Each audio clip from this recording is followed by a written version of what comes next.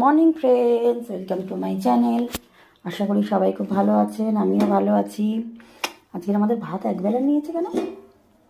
এখন আমি ডিম রান্না করব। এই যে ডিমের আলু ভেজে রেখেছি, ডিম সিদ্ধ করে রেখেছি, ডিমটা ছুলবো এবারে।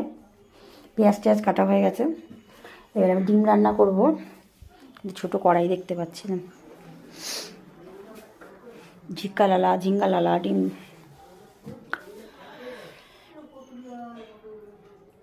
আদা রসুনটা একটুখানি কেটে নিই, ঘষে নিয়ে ডিমটা রান্না করতে বসবো। কিন্তু ব্যাপারটা হলো এটাই আমার, আর একটা তরকারি রান্না হয়ে গেছে, পাঁচমিশালি তরকারি।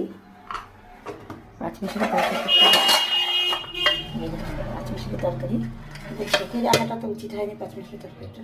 এটা কলাই আবার কি অনেক কিছু রান্না হয়েছে আজকের আমাদের। লাউ ঘন্ট, পাঁচমিশালি তরকারি, ডিমের ঝোল। রুটি আছে কিনা বল দেখি, রুটি খেয়ে নিয়েছি। হ্যাঁ,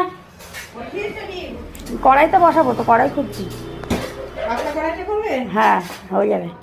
একটা ঝুলি লাগাতে পারবো, পাতলা কড়াইতে তো।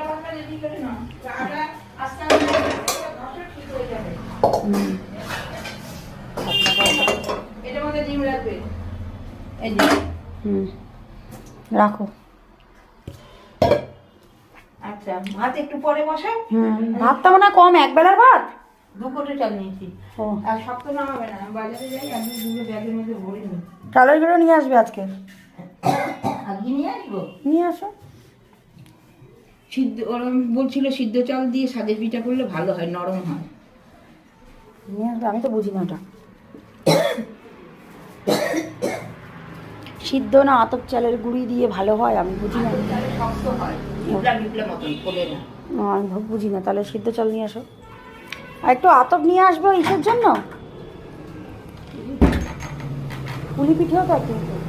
পুলি পিঠা আর পুলি পিঠা এখন 1 কিলো গুড়ি আনবো, সাদের পিঠা করবো বেশি।